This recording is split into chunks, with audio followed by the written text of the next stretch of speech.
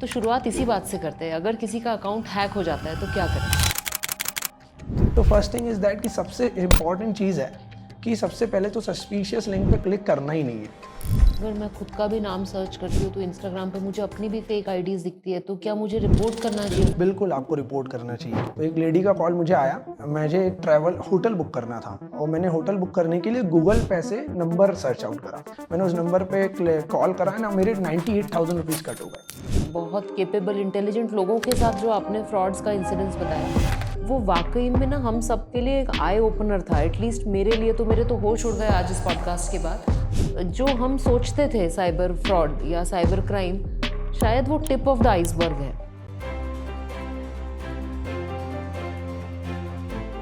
नमस्ते, मैं डॉक्टर प्रिया भावे चित्तावर हर health talks के इस एपिसोड में आपका बहुत स्वागत करती हूँ। हम महिलाओं से जुड़े मुद्दे और उनके स्वास्थ्य से जुड़े मुद्दों के बारे में बातचीत करते हैं। पर आपको पता है कि सुरक्षा के बिना स्वास्थ्य संभव नहीं है। सुरक्षा हमारे रियल वर्ल्ड में तो एक प्रॉब्लम है ही, परंतु एक और वो दुनिया है जहाँ सब महिलाएं रहती हैं, और वो है डिजिटल वर्ल्ड। डिजिटल वर्ल्ड में महिलाओं की सुरक्षा पर बात करने के लिए आज मेरे साथ है एडवोकेट रोहित जैन। रोहित इस फील्ड में बहुत सालों से काम कर रहे हैं, कई अवार्ड से उन्हें नवाजा जा चुका है और उनके पास बहुत सारा प्रैक्टिकल नॉलेज है साइबर स्पेस में, सेफ्टी को लेकर, सिक्योरिटी को लेकर। और आज हम इस पॉडकास्ट में उनसे इन्हीं सारे मुद्दों पे चर्चा करेंगे। तो बहुत बहुत धन्यवाद पॉडकास्ट में आने के लिए। Thank you so much ma'am for inviting.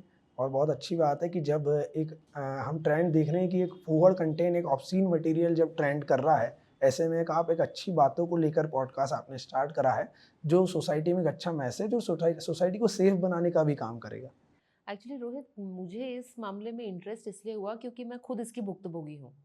करीब 2 साल पहले मेरा खुद का एक इंस्टाग्राम अकाउंट था और उसमें मेरी एक जान पहचान की ट्रायथलीट ने एक लिंक भेजी कि मैंने एक क्लोथिंग लाइन लॉन्च करी है और इसको आप देख सकते हो। और मैंने उस लिंक पे बिना सोचे समझे, रात का समय था, मैंने उस पर क्लिक कर दिया। और उसके बाद कुछ क्रिप्टो करेंसी वाले हैकर्स ने वो अकाउंट को टेक ओवर कर लिया और तभी मुझे आपके बारे में पता चला। तो शुरुआत इसी बात से करते हैं, अगर किसी का अकाउंट हैक हो जाता है तो क्या करें? सबसे पहले मैम, जो हैकर्स होते हैं, हैकर्स आर टारगेटिंग, उन्हें फाइनेंशियल मोटिव्स होते हैं उनके, कि उन्हें अल्टीमेटली ये चाहिए कि आपका फाइनेंशियल उन्हें गेन हो। सो वो सबसे पहले ऐसे अकाउंट्स को टारगेट करते हैं जिन पे लोग ट्रस्ट करते हैं। जस्ट लाइक कि आप एक डॉक्टर हैं, सो लोगों को पता है कि आप कुछ भी पोस्ट करेंगे या आप कुछ भी मैसेज करेंगे या कोई भी आप स्टोरी मेंशन करेंगे, so there should be a believe करेंगे। लीगल होगा और बिलीव करेंगे। सो वो लोग बिलीव के साथ ही खेलते हैं। सो उन्होंने टारगेट करा, टारगेट करने के बाद होता क्या है, जैसे ही कोई व्यक्ति अगर उस क्लोथिंग स्टोर या जो भी इस वेबसाइट पे जाता है, देन वो क्रिप्टो पे टर्न होता है, देन उनके पास अगर उन्होंने उससे बोला कि आप 50,000 रुपीज़ इन्वेस्ट करिए, हम आपके इस अमाउंट को इतना बढ़ा देंगे। सो अल्टीमेट उन्हें 50,000 रुपीज़ फ्रॉड करना था, उन्हें मिल गए। अब द कंसर्न कि हम हाउ टू बी सेफ। तो फर्स्ट थिंग इज दैट कि सबसे इम्पॉर्टेंट चीज़ है कि सबसे पहले तो सस्पिशियस लिंक पे क्लिक करना ही नहीं है। सबसे पहले बहुत ज़रूरी है। और दूसरी चीज़ कि जब भी आप किसी लिंक को देखेंगे, so link start from HTTPS। अगर उसके एंड में S है, HTTPS, S is for secure. अगर वो HTTPS से स्टार्ट हो रहा है तो देन कि वो लिंक सिक्योर है। और अगर वो HTTP के बाद देन साइफन एंड देन आगे फिर क्लोथिंग स्टोर या जो भी लिखा है, सो इट मीन्स कि वो सिक्योर नहीं है। लेकिन हम होता क्या है, जल्दी में इतने होते हैं या हम इतने बिजी शेड्यूल में होते हैं कि हमें इतना माइन्यूट ध्यान हम देते नहीं है। सेकंड थिंग, अब अगर हमने किसी लिंक पे क्लिक कर भी दिया है और अगर हमारे साथ कोई इंसिडेंट हो भी गया है, सो सबसे पहले तो हमें क्या करना है, हमें उस अकाउंट को रिपोर्ट करना है। रिपोर्ट के ऑप्शन हमारे पास इन हाउस जो वेबसाइट होती है उसमें भी अवेलेबल होते हैं। सेकंड थिंग, हमारे पास हमें कंप्लेन करने के लिए एक वेबसाइट गवर्नमेंट ऑफ इंडिया ने दी है, www.cybercrime.gov.in। अगर इस वेबसाइट पे हम क्लिक करते हैं, सो जैसे कि आपका इंस्टाग्राम का अकाउंट हैक हुआ है या फेसबुक का अकाउंट हैक हुआ है, सो इनके जो मेंबर्स होते हैं या इनके जो फेसबुक, इंस्टाग्राम या मेटा के जो भी लीगल रिप्रेजेंटेटिव्स होते हैं, ये वेबसाइट के थ्रू गवर्नमेंट ऑफ इंडिया से कनेक्टेड होते हैं। देन वो लोग क्या करते हैं, ओरिजिनल अकाउंट होल्डर होता है, उसको आइडेंटिटी मैचअप करा के, उसकी वेरिफिकेशन करा के उस अकाउंट को आपको वापस आपके पास आए, उसके लिए हेल्प आउट करते हैं। सेकंड थिंग कि अगर आपके उसके बाद भी प्रॉब्लम सॉल्व नहीं हो रहा है और अकाउंट जो है वो जा चुका है, तो सबसे पहले तो एक लोगों को एक इंपॉर्टेंट चीज़ ये करना चाहिए कि जहाँ जहाँ वो और सोशल मीडिया पे कनेक्टेड है, वहाँ पर एक मैसेज जरूर वो अपलोड कर दें कि मेरा so and so account hack है, ताकि कोई और व्यक्ति जो आपसे ऑलरेडी कनेक्टेड है अदर सोशल मीडिया पे, वो उस ट्रैप में ना फंसे और उसके अमाउंट जो है वो लॉस ना हो। और जैसे ही वो काम कर लें और उसके बाद फिर आप एक लीगल नोटिस जो है उस पर्टिकुलर डिपार्टमेंट को भेज सकते हैं। जैसे कि मेटा जो है फेसबुक इंस्टाग्राम का पूरा लीगल डिपार्टमेंट मेटा के अंडर में आता है। सो मेटा को आप एक लीगल नोटिस भेजें कि ये मेरी आइडेंटिटी है, I am using this account from so and so times, और इसके बाद ये अकाउंट्स चूंकि मेरे द्वारा एक कोई लिंक पे क्लिक हो गया था अनफॉर्चुनेटली, और जिस कारण से अकाउंट का एक्सेस मेरे पास से चला गया है। सो अकाउंट फिर जैसे ही मेटा जो है वो उनका जो वेरिफिकेशन प्रोसेस है वो करने के बाद आपको कांटेक्ट करके आपके ओरिजिनल मेल आईडी पे कोड सेंड करके और आपका अकाउंट्स आप रिकवर कर सकते हैं। कई बार क्या होता है कि जैसे 2 फैक्टर ऑथेंटिकेशन भी ऑन किया, बट वो जितने टाइम में हैक था उतने टाइम में वो रिकवरी ईमेल भी चेंज कर देते हैं।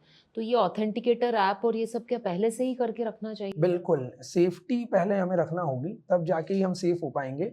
क्योंकि जिस डिजिटल वर्ल्ड में हम रह रहे हैं वहाँ पर हम यूज़ तो सारे डिवाइसेस को बहुत इजीली कर रहे हैं, बट जब हम देखते हैं कि जैसे एक बहुत सिंपल सी मैं आपको बात बताऊँ कि आपको एक फ़ोटो, मैं आपको बोलता हूँ कि मैम आपका एक जो फ़ोटो है, मैं आपको फ़ोटो को इतना सुंदर बना दूँगा कि इंस्टाग्राम पे उस पे 500 लाइक्स आ जाएँगे और 1000 के लाइक्स आ जाएँगे और लाखों व्यूज़ उस फ़ोटोज़ पे हो जाएँगे या वीडियो पे हो जाएँगे। सो आप बोलेंगे बिल्कुल आप कर दो। लेकिन जब भी मैं आप वहाँ पर आपको बोलूँगा कि मैम उसके लिए मैं आपके कॉन्टैक्ट का एक्सेस लूँगा, आपके लोकेशन का एक्सेस लूँगा, आपके माइक का एक्सेस लूँगा, आपके सोशल मीडिया हैंडल्स का एक्सेस लूँगा, तब आप मुझे मना कर दोगे इन प्रेज़ेंट।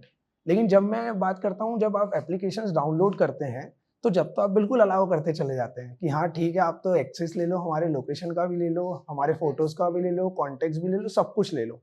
सो अल्टीमेट क्या होता है कि आप खुद ही अपने सारे क्रेडेंशियल्स जो हैं वो सामने एक एप्लीकेशन को दो just for making a photo good. एक फोटो को आप नाइसली एडिट करने के लिए सारे एक्सेस दे रहे हो। मतलब जब भी कोई हम ऐप डाउनलोड जी। करते हैं तो वो ऐप परमिशंस मांगता है। जी तो ये क्या परमिशंस हमको डिनाई करना चाहिए कि कॉन्टैक्ट्स और ये सब हमें नहीं बिल्कुल मैम। मेरा इसमें एक सिंपल सा कंसर्न ये है कि अगर कोई फोटो एडिटिंग एप्लीकेशन है, so why they need your contacts, why they need your Google location, कि उन्हें लोकेशन की क्या आवश्यकता है, उन्हें कॉन्टैक्ट की क्या आवश्यकता है, उन्हें आपके माइक एक्सेस करने की क्या आवश्यकता है। जस्ट दे उनका काम है। तो अगर ये हो रहा है तो आपको एक क्लिक होना चाहिए कि देयर सम भी सस्पिशियस कुछ है, और वो लोग मे बी चांस कि मेरे फोटोज का मिसयूज कर सकते हैं या मेरे इन डाटास का मिसयूज कर सकते हैं। आपने कई सारे रिपोर्ट्स पढ़े होंगे मैम, गूगल पे अवेलेबल हैं, और भी सारे कई सारे रिपोर्ट्स हैं कि नाउ द बिग कंपनीज जो बिग टेक जॉइंट्स हैं हमारे, जितने भी, चाहे एलन मस्क हो या और भी बड़े जो कंपनीज चल रही हैं, सारी जो कंपनीज हैं ma'am, they are targeting datas. वो सभी डाटास पे काम कर रही हैं। अब जब मनी की वैल्यू नहीं है मैम, जो पहले हम कहते थे time is money and money is very important, अब डाटा इज वेरी इंपॉर्टेंट। आपके पास डाटा होगा तो आप बहुत ज्यादा आगे आपकी फील्ड में चले जाओगे। तो बस वही चीज है कि लोग दे आर टारगेटिंग डाटा, उन्हें डाटा चाहिए। अब उस डाटा के अकॉर्डिंग, जैसे कि अब मैं बहुत सिंपल सी बात बताऊं कि आप एक अभी इमीडिएट आप सर्च करो कि मुझे एक अच्छा एसी चाहिए, गूगल पे आपने सर्च करा कि बेस्ट एसी कौन सा है from the range to this and this, और कौन सी कंपनी का बेस्ट है, देन आपको अमेजोन पे उसके एड्स आना स्टार्ट हो जाएंगे, फेसबुक पे आपको एड्स आना स्टार्ट हो जाएंगे, इंस्टाग्राम पे आपको एड्स आना स्टार्ट हो जाएंगे। तो कैसे हो रहा है मैम, आपने एक गूगल पे सर्च करा और गूगल के पास वो डाटा था, आपने गूगल को एक्सेस दे रखा है कि आपके डाटा को वो फॉर द पर्पज ऑफ आपको अपग्रेड करने के लिए आपके डाटा को यूज कर सकता है। सो उन्होंने डाटा को सेल आउट करा for the Amazon, Flipkart and other companies, और दे आर की जिन्होंने उनके जो प्लान्स है वो ले रखे थे, उन कंपनीज ने आपको ऑफर करना चालू कर दिया कि मैम हम आपको एसी जो है इतने रेट में दे देंगे, और आपके पास ऑफर्स आना स्टार्ट हो गए। अल्टीमेटली आप शिफ्ट हो गए और आपने परचेज कर लिया। आप मे बी चांस कि आप सिर्फ सर्च आउट कर रहे थे, आप नहीं चाह रहे थे परचेज करना, लेकिन आपका एक माइंड डाइवर्ट हुआ और आपने परचेज कर लिया। सो दैट द थिंग कि डाटा, इसलिए जो है आपकी डाटा की सेफ्टी बहुत इंपॉर्टेंट है। So the major concern is कि डाटा के साथ जब भी कॉम्प्रोमाइज होगा, सो आपका अल्टीमेट लॉस जो है आपके अकाउंट्स को होगा और आपकी पर्सनैलिटी को होगा। मतलब जब भी ऐप डाउनलोड करें उसमें ध्यान रखें कि ये कॉन्टैक्ट्स और लोकेशंस की हम अलाउ नहीं करें। बिल्कुल और दूसरा, जब भी कोई अकाउंट बनाए तो वो हैक होने तक, जैसा मेरा हो गया वैसा इंतजार नहीं करें, बिल्कुल पहले ही अकाउंट को अपन सिक्योर जी करें। और जैसे गांधी जी के 3 बंदर बताते हैं कि बुरा बिल्कुल मत देखो, बुरा मत सुनो और बुरा बुरा मत बोलो, वैसे ही गलत लिंक पे क्लिक मत करो। ये चौथा बंदर जो है ये बिल्कुल आज की डेट में हमें होना बिल्कुल चाहिए। क्या होता है जब फोन पे लिंक आती है ना तो वो शॉर्ट करके आती है, हाँ तो जो जब लिंक शॉर्ट हो जाती है तो उसमें HTTPS का भी जी कहीं दिखता नहीं है। बिल्कुल तो मुझे ऐसा लगता है कि SMS के थ्रू जो भी लिंक आ रही है उसको बिल्कुल हमें क्लिक करना ही नहीं बिल्कुल चाहिए। मैं कहता हूँ अननोन सोर्सेस के थ्रू, जस्ट लाइक कि अगर आपको, मैं कहता हूँ आपको बैंकिंग, अगर आपको कोई ट्रांजेक्शन करना है, सो बैंकिंग की ऑफिशियल एप्लीकेशंस अवेलेबल हैं। अब आपको ईमेल पे एक एप्लीकेशन आती है कि this is from the SBI bank, this is from the HDFC bank, this is from the axis bank, और आपका केवाईसी अपडेट करना है, आप इस लिंक पे क्लिक करके अपडेट कर दीजिए। अब जैसे ही आप उस लिंक पे क्लिक करेंगे, सो आपको एक जो होम पेज खुलेगा वो बिल्कुल ओरिजिनल जैसा ही खुलेगा, बट इट्स अ फेक। उन्होंने क्या कर रखा है, उस होम पेज को प्रॉक्सी कर रखा है, और जैसे ही आप होम पेज पे जाएंगे, डिटेल्स आप डालेंगे, तो आपने पता चला आपका जो भी आपका नंबर था, पासवर्ड था, इंटरनेट बैंकिंग की आईडी और पासवर्ड थे आपने डाले, वो हैकर्स तक पहुंच गए। सो ऐसे इजीली चला जाता है। अब सबसे इंपॉर्टेंट है कि अगर आपको कोई भी ट्रांजेक्शन करना है, सो वेरीफाइड ट्रस्टेड जो एप्लीकेशन है उनको आप यूज करें, और उसके बाद कि आपके बैंकिंग की जो ऑफिशियल एप्लीकेशन है उसको यूज करें। ऐसी कोई भी आपको एक्टिविटीज करना है, जस्ट लाइक कि आप कई बार देखते हो कि फेसबुक पे आपको एक ऐड आ जाता है कि iPhone 15 Pro Max in only 30,000, in only 40,000। सो आप लोग एक इमीडिएट कि यार iPhone 15 Pro Max और सिर्फ 40,000 रुपीज में मिल रहा है। अब वहां पर आप देखते हो तो फ्लिपकार्ट जो एप्लीकेशन है उसकी स्पेलिंग है FLIPKART, बट वो लोग चेंज कर देते हैं FLIPCART। अब आपने के और सी देखा ही नहीं और आपने क्लिक कर दिया, और जैसे ही क्लिक करा तो बाद में आपने पेमेंट कर दिया, ना आईफोन आ रहा है ना आपका पेमेंट भी चला गया।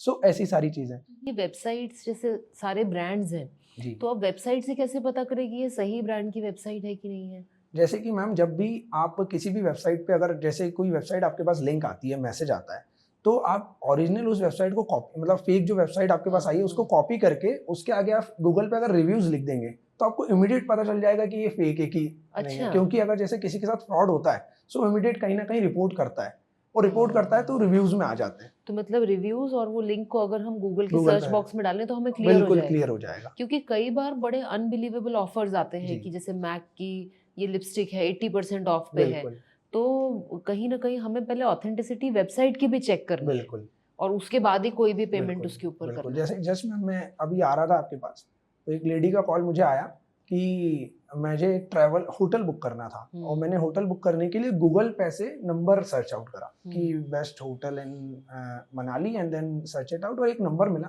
मैंने उस नंबर पे कॉल करा ना, मेरे 98,000 रुपीज कट हो गए। अच्छा।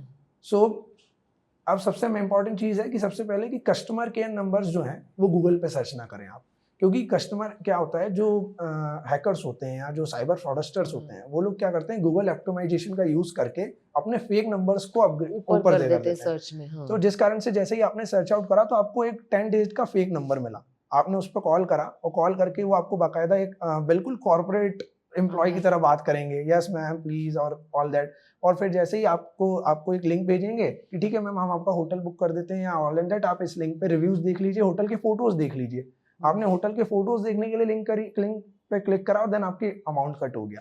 सो ऐसी सारी प्रॉब्लम्स हो जाती हैं। तो इम्पॉर्टेंट है कि सबसे पहले अगर आप किसी भी कस्टमर केयर से आपको कांटेक्ट करना है, सो आप सबसे पहले उस ओरिजिनल जो एप्लीकेशंस हैं, जिस भी आप वेबसाइट का गो आई बीबो का यूज़ कर रहे हैं या ओयो का, जो भी वेबसाइट आप होटल बुकिंग यूज़ कर रहे हैं, तो उनके डायरेक्ट कस्टमर जो केयर है उनकी एप्लीकेशन के थ्रू जाएं। आप गूगल पे सर्च करेंगे सो आपके साथ फ्रॉड होना तय है। हो सकता है। दूसरा मैंने देखा है कि थोड़ा-सा ज़्यादा ये सीनियर सिटीज़न्स के साथ होता है, यंगस्टर्स के साथ भी होता है कि हर ट्रांज़ैक्शन में ओटीपी माँगते हैं। जी, और अब क्या हुआ है, मैक्सिमम अपने ट्रांज़ैक्शंस डिजिटल होते हैं, अब अपन कैश तो देते नहीं हैं, बिल्कुल हर चीज़ अपन ऑनलाइन पे करते हैं। तो ये जल्दबाज़ी में फ़ोन आएगा कि आप अपना ओटीपी बताइए और हम शेयर करें, और पता चला हमारे नेट बैंकिंग से ही बहुत सारे पैसे चले जाते हैं। बिल्कुल। जैसे कि हम बताएं कि मैम, जैसे केबीसी अगर आप देखते हो तो अमिताभ बच्चन जी आजकल हर शो में बोलते हैं कि कभी भी अपना ओटीपी शेयर ना करें। हाँ। आरबीआई अपने हर एड्स में बोलती है कि कभी भी अपना ओटीपी शेयर ना करें, क्योंकि आरबीआई की एक गाइडलाइन है मैम। आरबीआई की गाइडलाइन के अकॉर्डिंग ये है कि अगर आपने आपका ओटीपी किसी को शेयर करा या आपने ओटीपी आपको किसी को बताया, so then after you are the responsible for any transaction. अच्छा। तो अगर आप ये कहते हो कि ओटीपी बता के मेरे साथ, और एक और बहुत अच्छा आरबीआई की तरफ से 2016 की गाइडलाइन है कि अगर आपके पास कोई ओटीपी रिसीव ही नहीं हुआ है और ना आपने कोई पिन या आपने कोई ट्रांजेक्शन नहीं करा है और ऐसे में आपके साथ फ्रॉड हो जाता है, so bank are liable to repay you. So आपको बैंक पूरा रिफंड करेगी। हम हमेशा सोचते हैं कि ऑनलाइन फ्रॉड हो गया तो पैसे डूब गए, अब कभी नहीं बिल्कुल मिल सकते। बिल्कुल बिल्कुल। और अगर आपने ओटीपी किसी से शेयर नहीं किया और फिर हो गया तो आपकी बैंक की bank responsibility. Responsibility according to guidelines of RBI 2016 में ये गाइडलाइंस आई थी।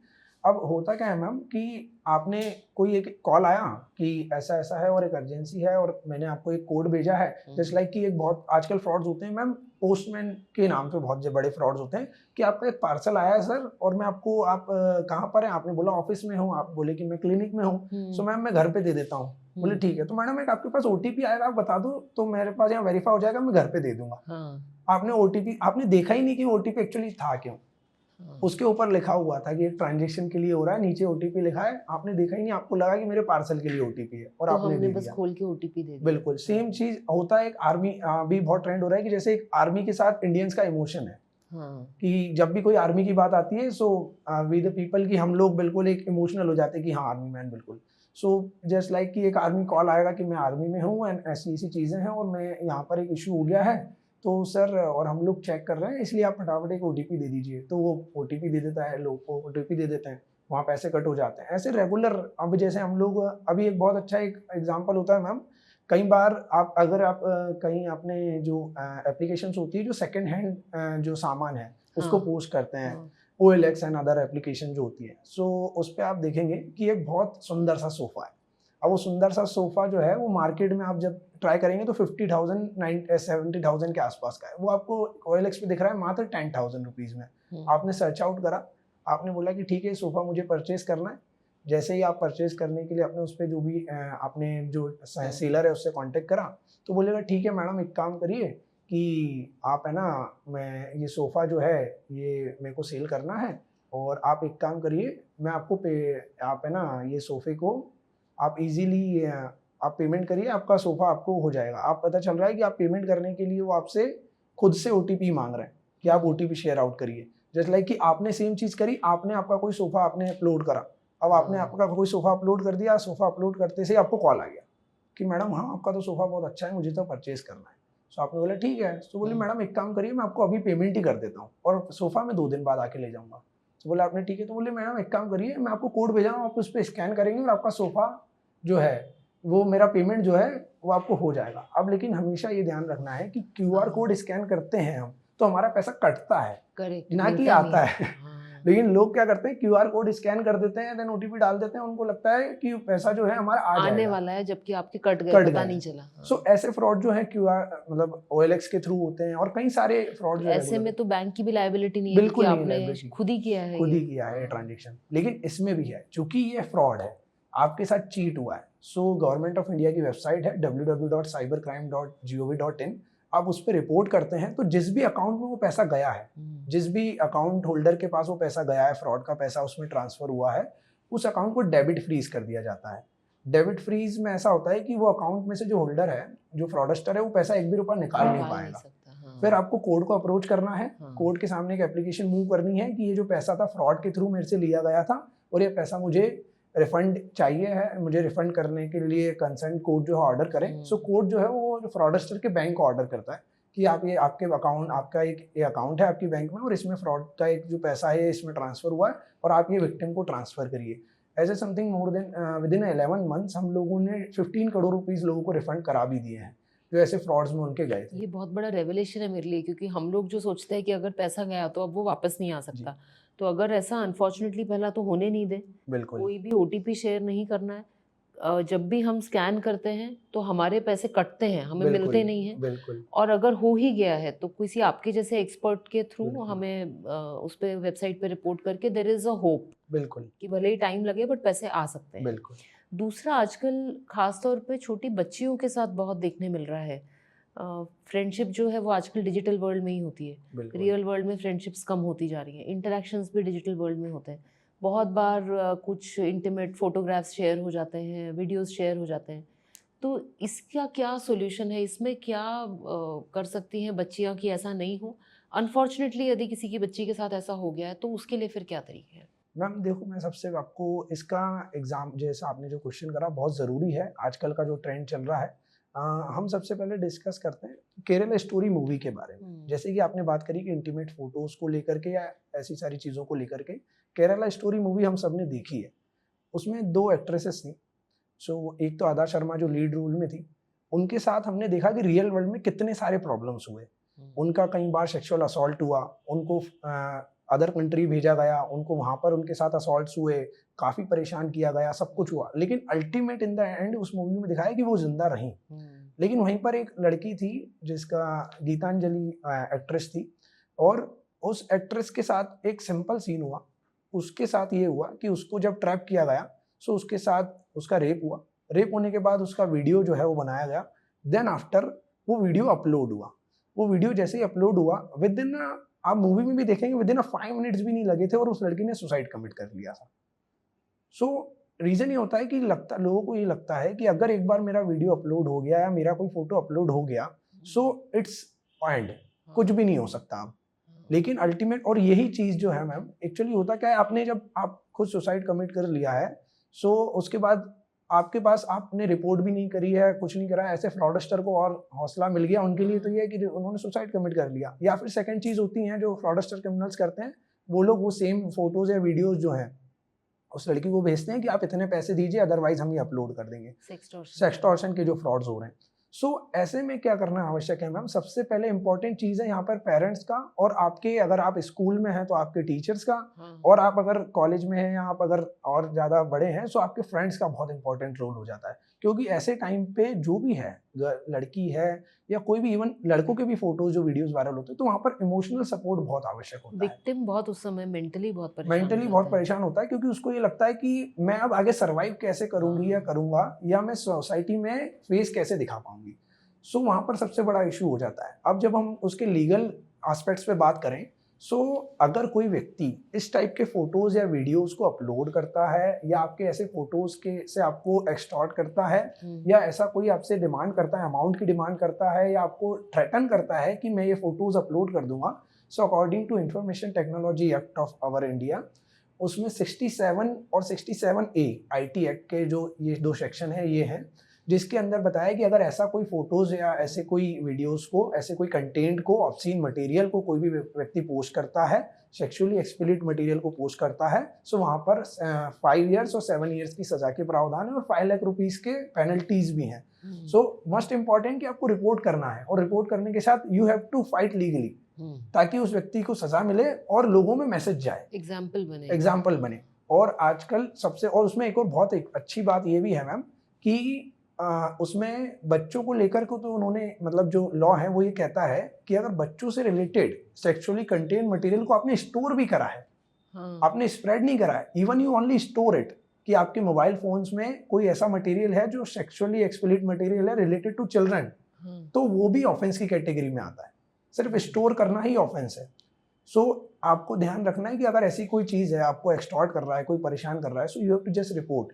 और बहुत अच्छी चीज़ है, हमारे इंडियन लॉज में वुमेन्स को सेफ्टी एक और दे रखी है उन्होंने, कि कभी भी विक्टिम्स का नाम रिवील नहीं किया जाता। ये बहुत ही बड़ा इशू होता है, क्योंकि क्या होता है, छोटी बच्चियां जो हैं वो इसी बात को लेके परेशान होती है कि पूरा फ्यूचर खराब हो जाएगा, फैमिली में नाम हो जाएगा। तो उनको रेस्ट एश्योर्ड रहना है कि उनका नाम और आइडेंटिटी कहीं भी रिवील नहीं हो सकती। इनफैक्ट जो आइडेंटिटी तक इनडायरेक्टली पहुंचाते हैं, वो बातें भी नहीं लिखी जा सकती। बिल्कुल नहीं लिखी जा सकती। उनका नाम, इवन कोर्ट केसेस में भी उनका नाम चेंज कर दिया जाता है, सारी चीज़ें। इवन अब तो कोर्ट्स में ऐसा है कि अगर एट द टाइम उस लड़की के एग्जामिनेशन होना है या क्रॉस एग्जामिनेशन होना है, सो ओनली जजेस, लॉयर्स और जो स्टाफ है वो रहेगा, अदर पीपल्स की एंट्री नहीं रहती, कोई दूसरा केस उस टाइम नहीं सुना जाता, वो कोर्ट का गेट जो है वो लॉक कर लिया जाता है। सो जस्ट कि एक लोगों में एक जो डर होता है, जस्ट कि मेरे पास जब पेरेंट्स आते हैं या बच्चे आते हैं, वो ये कहते हैं कि मैडम अब ये तो हो गया सर, ये तो हो गया सर, अब तो अगर ये कंप्लेन करने जाएंगे तो और जिसको नहीं पता है उसको भी पता चल जाएगा। सो वो डर जो है वो खत्म करना होगा। क्योंकि और दूसरी चीज़ कि अगर जैसे कई बार हमारी जो वेबसाइट है www.cybercrime.gov.in, उसमें भी एक ऑप्शन है कि अगर वुमेन और चिल्ड्रन चाहे तो वो अपनी आइडेंटिटी बिना बताए रिपोर्ट भी कर सकती है। अच्छा। तो उसमें ये होता है कि वो रिपोर्ट हो जाता है केस, और रिपोर्ट करने के बाद आपकी आइडेंटिटी रिवील भी नहीं होती, ऑनलाइन लेवल पे भी रिवील नहीं होती। सो आपको कई सारे सेफ्टी मेजर्स वहाँ अपनाने रहते हैं। और बहुत आजकल ये बहुत गलत ट्रेंड है, जो जेनजी जनरेशन हम जिसे कहते हैं, जो सो कॉल्ड हम कहें 2000 ईयर, मतलब सन 2000 के बाद की जो जनरेशन है, जो उस टाइम बर्थ हुआ है जिनका, उनमें मैम बहुत ज़्यादा प्रॉब्लम्स हैं। 14 to 18 या हम कहें 14 to 25 ईयर्स की जो लड़कियां लड़के हैं, ये लोग इमीडिएट किसी से अट्रैक्ट होते हैं, इमीडिएट किसी से अटैच होते हैं, इमीडिएट उसके कहने पे photos videos, nude photos videos immediate share कर देते हैं। उन्हें ये नहीं पता कि इसके आउटकम्स कितने खतरनाक हो सकते हैं, कि मे बी चांस वो लड़का या जो भी है। और अच्छा एक और चीज़ है मैम, सोशल मीडिया है वो, सोशल मीडिया पे ये नहीं पता कि वो जो लड़का आपसे बात कर रहा है वो 25 ईयर ओल्ड है कि 55 ईयर ओल्ड है, लड़की भी है कि वो लड़का लड़का भी है है। कि लड़की है, कुछ नहीं पता है आपको। बस आप जब बात आती है, अब मैम बहुत इजी बात है, हम जब रास्ते पे जा रहे हैं और कोई लड़की को कोई लड़का अगर कमेंट कर दे, कोई भी सीटी मार दे, तो वहाँ लड़की गुस्सा हो जाती है कि अरे ये कैसे बोल दिया इसने, या इसने सीटी कैसे बजा दी। लेकिन जब बात आती है सोशल मीडिया की, तो वहाँ पर आदमी को इतनी खुशी होती है जब वो लव वाले स्माइली या हम कहे इमोजीज को जब कमेंट में लड़की ने एक फोटो अपलोड करी और जैसे ही वहाँ पर उसके ऐसे कमेंट्स आना स्टार्ट हुए, वहाँ पर बिल्कुल आदमी बिल्कुल हाँ बहुत बढ़िया है, अच्छा है। वहाँ पर अगर कमेंट्स करते हैं ऐसे थोड़े से, तो वहाँ पर उनको लगता है अच्छा है, फोटोज़ वायरल हो रही हैं और ये सारी चीज़ें। तो ये ट्रेंड है, वहाँ पर आपको बच के रहना है कि आपकी जो, और लोग ऐसा सोचते हैं कि सेलिब्रिटीज़ तो दे आर एक अलग दुनिया है, सेलिब्रिटीज़ की अलग दुनिया है। हम लोग सेलिब्रिटीज़ के साथ भी काम करते हैं, उनकी एक अलग दुनिया है, उनके एक अलग कॉन्स्टेंट में वो जीते हैं, उनका एक अलग सिस्टम है, आपकी एक अलग लाइफ है। उनको इन चीज़ों से फ़र्क नहीं पड़ता कि ऐसी सारी चीज़ें होती हैं, तो उनको क्या करना है, आमदनी का जरिया उनकी आमदनी का जरिया है। जो बच्चों में आजकल बहुत ट्रेंड है वायरल होने का, वो वायरल होने के लिए कुछ भी हद तक जा सकते हैं। और एक चीज़ है, वही मैं बता रहा हूँ आपको कि जैसे आज आप और हम एक बहुत अच्छे टॉपिक पे बात कर रहे हैं, सो ऐसी चीज़ों को स्प्रेड होने में टाइम लगता है। वहीं पर एक पुअर कंटेंट जो है वो इमीडिएटली ट्रेंड वायरल होकर चला जाता है। सो ये सारी चीज़ें जो है वो इंपॉर्टेंट है कि व्हाट डू यू थिंक और व्हाट डू यू पोस्ट। आपको सबसे पहले तो सोचना है कुछ भी पोस्ट करने के बारे में कि ये जो पोस्ट है, हम देखते हैं कई सारे पॉलिटिशियंस हैं, वो एक सिंगल कमेंट में, एक सिंगल पोस्ट के कारण इशू में पड़ जाते हैं, पूरे ट्रोल्स हो जाते हैं। सो वहाँ पर जब वो ट्रोल्स होते हैं तो हमको पता है कि हम भी अगर कुछ गलत करेंगे सो हमें भी ट्रोल होना पड़ेगा। सो बहुत ज़रूरी है कि ये चीज़ें का ध्यान रखें कि हम जब कुछ भी पोस्ट कर रहे हैं या कुछ भी हम कमेंट कर रहे हैं, सो उसका इमीडिएट इफेक्ट पड़ेगा और हमारी पूरी लाइफ पे पड़ सकता है। वही बात है रोहित, क्या होता है हम लोग क्या गलती करते हैं, रियल वर्ल्ड में हम लोग हर चीज़ बहुत सोच समझ के करते हैं। रियल वर्ल्ड में जैसे आपने बताया किसी ने कोई सीटी भी बजा दी तो आप नाराज़ होगे, खुश नहीं होगे। डिजिटल वर्ल्ड में हम बहुत अलग हो जाते हैं। डिजिटल वर्ल्ड में हम सबकी पर्सनैलिटी इम्पल्सिव, बहुत ज़्यादा लाइक्स लेने के लिए बहुत आतुर, इस तरह की हो जाती है। तो ये जो शायद आपने बताया कि इम्पल्स कंट्रोल की, मतलब हमें एकदम से भावनाओं में बह के अपने फोटोज़ शेयर करना, मैसेजेस शेयर करना, क्योंकि मुझे ऐसा लगता है एक बार जो सेंड बटन दब गया देन इट इज़ फॉरएवर। फिर आप उसको अनसेंड करो, कुछ भी करो, उसका किसने स्क्रीनशॉट ले लिया है, वो कहाँ तक जाएगा, ये फिर हमारे हाथ में नहीं रह जाती है बात। मैं आपको एक बहुत अच्छा केस बताता हूँ, उज्जैन का केस है मैम। उज्जैन में एक लेडी थी, 62 ईयर ओल्ड लेडी। उस 62 ईयर ओल्ड लेडी ने क्या करा मैम, उनके हस्बैंड जो है वो, उनकी डेथ हो गई थी, दोनों बच्चे थे उनकी, उनकी शादी हो गई थी, वो अपने उनका जो घर था उसमें रहती थी।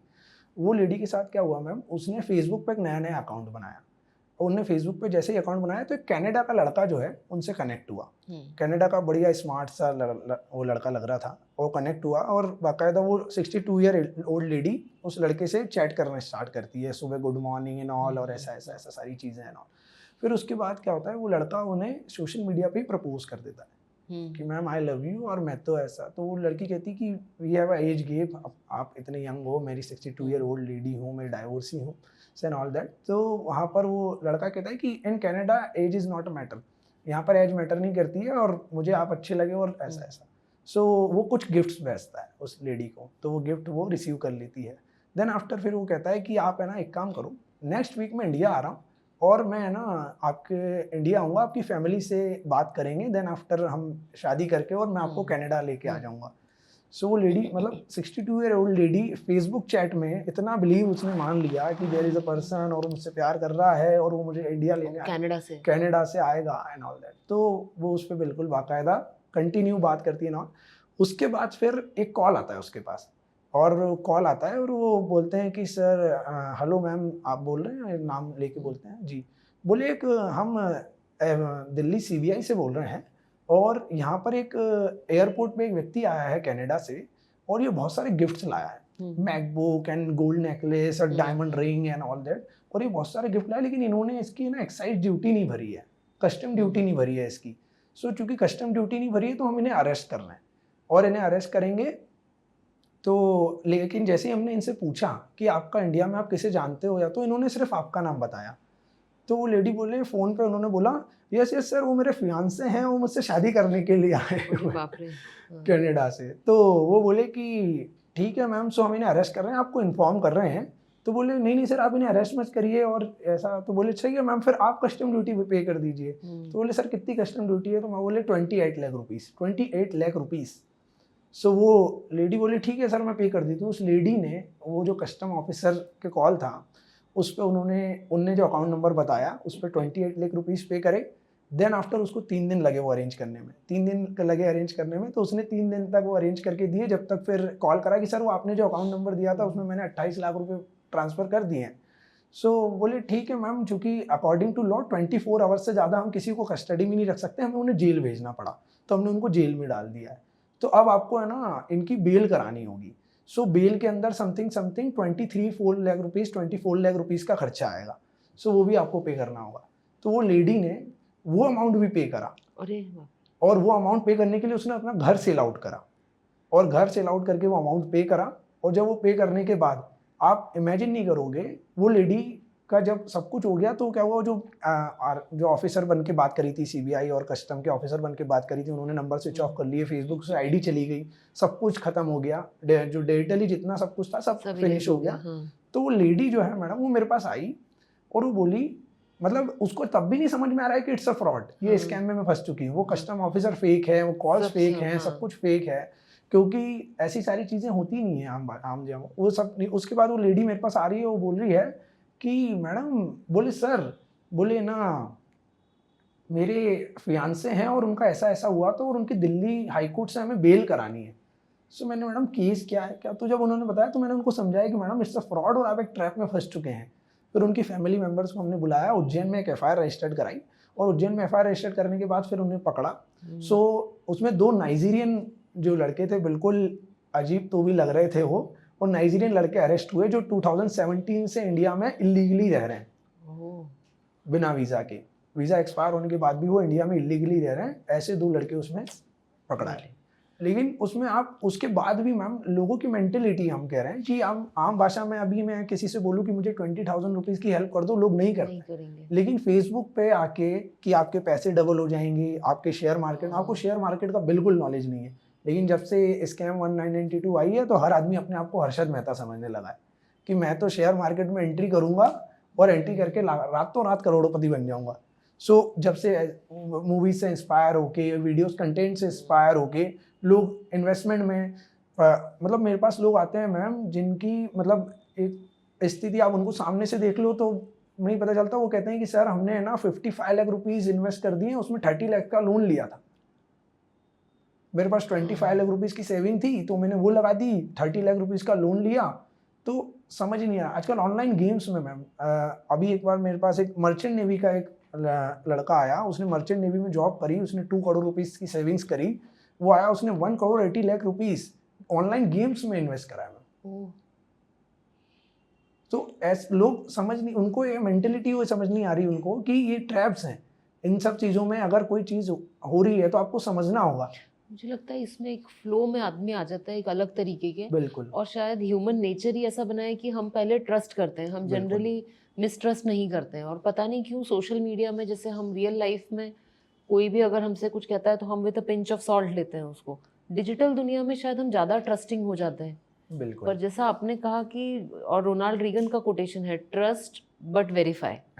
तो पहले आप उसको सोच के थोड़ा सा करिए, क्योंकि इतने सारे लाखों करोड़ों रुपए की जो आप बातें बता रहे हैं ये हमारे बिल्कुल मतलब सोच से परे है। छोटे छोटे बच्चे आजकल ये मोबाइल गेम्स की लत लग रही है। बिल्कुल बिल्कुल मैम, आजकल जो मोबाइल गेम्स हैं वो पहले जैसे नहीं रहे। जैसे आप तो खैर आपने तो रेगुलर जो हमारे गेम्स हैं वो खेले होंगे, हम लोगों ने भी जो मोबाइल गेम्स खेले उनके जैसे नहीं रहे। अब गेम्स का ट्रेंड चेंज हो चुका है और गेम्स का मार्केट बिलियंस का मार्केट हो चुका है ऑनलाइन गेम्स का। ऑनलाइन जो मोबाइल गेम्स बच्चे खेल रहे हैं आजकल, क्या होता है मैम, गेम्स के अंदर ऐसा होता है कि गेम्स के अंदर एक बिल्डिंग है, उस बिल्डिंग में सो एंड सो स्टोर है, उस बिल्डिंग में आपको एंट्री लेना है, सो यू हैव टू पे। एक गेम है, गेम के अंदर आपको कॉन्सर्ट है, गेम के अंदर कॉन्सर्ट चल रहा है, उस कॉन्सर्ट में आपको एंट्री लेना है और एंजॉय करना है। So it's a game. वो एक वीडियो आपको यूट्यूब पे भी मिलेगी, लेकिन वो गेम के अंदर आप इतना इन्वॉल्व हो कि आपको उस गेम के थ्रू ही उस कॉन्सर्ट में जाना है, कॉन्सर्ट में जाके वो वीडियोस जो भी परफॉर्मेंस हो रही है वो सुनना है। सो यू हैव टू पे। सो बच्चे क्या करते हैं, बच्चों ने क्या करा, पेरेंट्स का ATM कार्ड जो है उन्होंने यूज़ करा और ATM कार्ड को यूज़ करके, या कई बार उन्हें पिन पता होता है बच्चों को, पेरेंट्स का बताते हैं पेरेंट्स की कभी कुछ यूज़ आपको लगे तो, और लेके ट्रांजेक्शन करना स्टार्ट कर दिए। और ऐसे करते करते अमाउंट जो है लॉस होना स्टार्ट हो जाता है। पेरेंट्स को बाद में पता चलता है कि इतना अमाउंट चला गया है। जस्ट थिंक कि कहीं अब तो हमने देखा है कि बच्चे जो हैं इन्फ्लुएंस में आके इन्वेस्टिंग और आदि चीज़ें करते हैं जिनके बारे में उन्हें पता ही नहीं। उन्हें ऐसा लगता है कि हम तो इन्वेस्ट कर देंगे, रिटर्न आएगा तो फादर के अकाउंट में पैसे उनके वाले कर देंगे और हमारा रिटर्न हमारे को मिल जाएगा।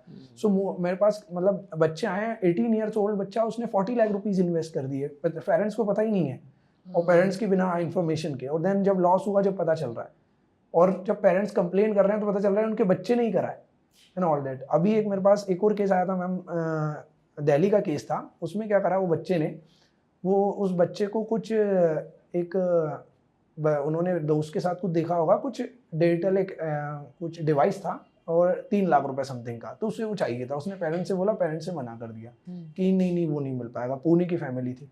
सो वो क्या करा, अपने कॉलेज गए। वो जब पुणे आया तो पुणे उसने खुद ने ऑर्डर करा वो डिवाइस मदर के अकाउंट से और अपने दिल्ली वाले एड्रेस पे उसका डिलीवरी एड्रेस डाल दिया और वो डिवाइस वहाँ दिल्ली आ गया। तो जब उन्होंने जब फैमिली में दिखाया 3 लाख रुपए कट गए, पता नहीं चला, तो उन्होंने साइबर सेल में कंप्लेन कर दी। तो साइबर सेल में कंप्लेन कर दी, पुलिस ने केस रजिस्टर्ड करा और चेक करा कि ट्रांजेक्शन कैसे हुआ है। सो पुलिस को पता चला दिल्ली में कोई लड़का है, उसने कुछ डिवाइस ऑर्डर करा था और वो डिवाइस उसके एड्रेस पे रिसीव हुआ है। पुलिस को एड्रेस मिला, पुलिस जाके उस लड़के को अरेस्ट करके लेके आ गई।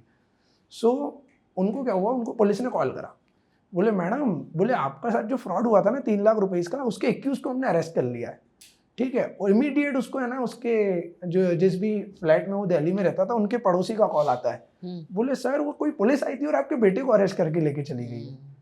सो बच्चे वो उनको पता ही, वो ये नहीं समझ रहे कि ये सारी चीज़ें जो हैं it's a scam, it's a fraud, it's a crime.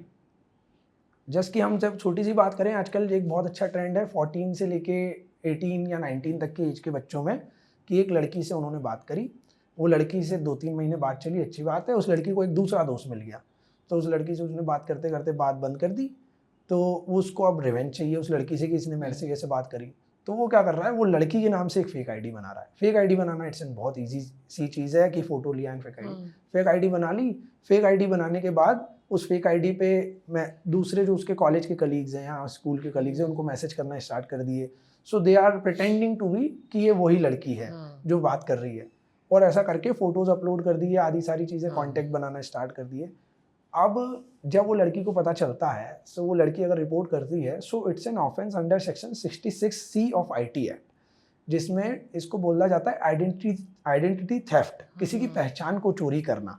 सो उसमें मैम 3 साल की सज़ा और 5 लाख रुपीस तक का जुर्माना है। पर रोहित, अगर मैं खुद का भी नाम सर्च करती हूँ तो इंस्टाग्राम पे मुझे अपनी भी फेक आईडीज दिखती है, तो क्या मुझे रिपोर्ट करना चाहिए? बिल्कुल आपको रिपोर्ट करना चाहिए, क्योंकि इशू ये है मैम कि जैसे कि अगर कोई व्यक्ति, जैसे मैं आपको बताता हूँ, इंदौर में एक इन्फ्लुएंसर था और वो फाइनेंस रिलेटेड वीडियोस बनाता था, अब इन्वेस्टिंग रिलेटेड वीडियोस बनाता था, जेन्युइन वेरीफाइड, और मोर देन 1 मिलियन उसके फॉलोअर हैं।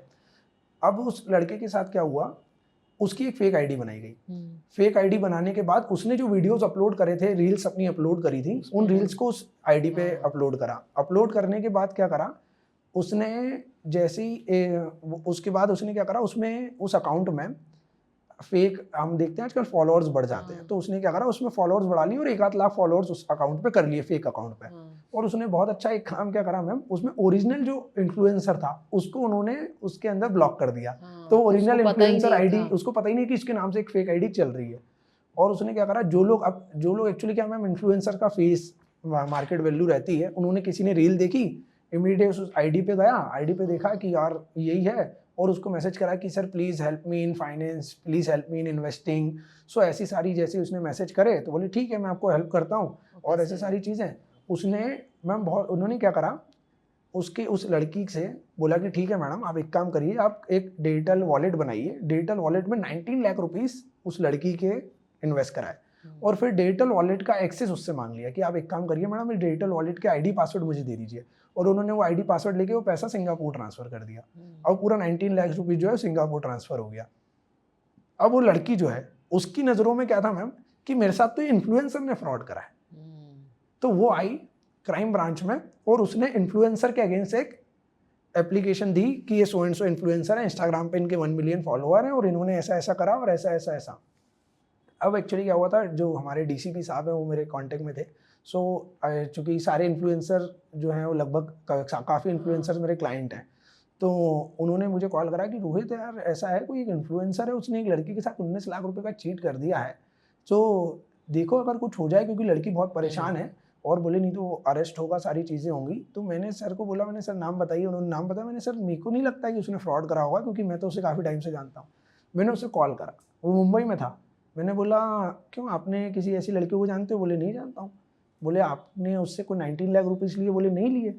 तो ऐसा ऐसा, और फिर पता चला कि फिर उसको बुलाया हमने मुंबई से इंदौर, फिर पता चला कि उसका एक फेक अकाउंट है, फेक अकाउंट से पूरा ट्रांजेक्शन हुआ है। अब सेम थिंग कि जैसा कि आपका अकाउंट है, अब शाम आपका एक अकाउंट है, आपके एक अकाउंट पे समथिंग कि कोई आपकी इमेज को डाउन करना चाहता है, आपको डिफेम करना चाहता है। मैं तो कहती हूँ इवन ऑनलाइन अपॉइंटमेंट करके पैसे ले सकते हैं कि यस, डॉक्टर से बात करा डॉक्टर देंगे। से बात करा दो, हाँ, किसी को मिसलीड कर सकते हैं, गलत जानकारी दे सकते तो हैं। इसकी थाने में रिपोर्ट करनी बिल्कुल, चाहिए। इसकी एक रिपोर्ट आप कर सकते हैं ऑनलाइन। मैंने आपको वेबसाइट जो बताई है उस पे आप कंप्लेंट रजिस्टर कर सकते हैं, और इवन आप खुद इंस्टाग्राम पे रिपोर्ट करके उसे बंद भी करा सकते हैं। सो वो आईडी जो है वो बंद हो जाएगी। तो ये ज़रूरी है, क्योंकि एक्चुअली में जो पर्सन है उसके लिए तो doctor Priya is the best. उसको ये लग रहा है कि मैडम जो एडवाइस देंगे वो सही है, मैडम से कंसल्ट करना है तो इतना पेमेंट करना ही पड़ेगा। तो ये जो चीज़ है वो जो है लोगों को वो वहाँ पे प्रॉब्लम्स क्रिएट हो जाती हैं कि आदमी फेथ कर लेता है, वो फेथ के कारण जो है पैसे इन्वेस्ट कर देता है, पैसे दे देता है। मेरे पास अभी एक रिसेंट में एक हिमाचल प्रदेश में जज अभी पोस्टेड है, वो उनका कॉल आया, बोले सर ऐसा उनका एक्चुअली क्या करा, उनके साथ उनका इंस्टाग्राम हैक करा, और इंस्टाग्राम पे क्या करा, उनका जो इंस्टाग्राम का प्रोफाइल पिक्चर था उसके ऊपर एक बैंक का मैसेज, जो एक स्क्रीन सेवर टाइप लगा दिया कि जैसे हमको जब मैसेज आता है बैंक का कि so and so HDFC bank you have credited 15 lakh rupees, और स्क्रीनशॉट, और उसका जैसे कि हम स्क्रीनशॉट लेते हैं बैंक मैसेजेस का, ऐसा स्क्रीनशॉट स्टोरी पे उनकी आईडी हैक करके स्टोरी पे अपलोड कर दिया। सो जो उनके फॉलोअर्स थे उनने देखा कि यार, तो उसमें नीचे मैसेज कर दिया कि I am very happy because today I earn 15 lakh rupees from investing, और ऐसा क्रिप्टो करेंसी।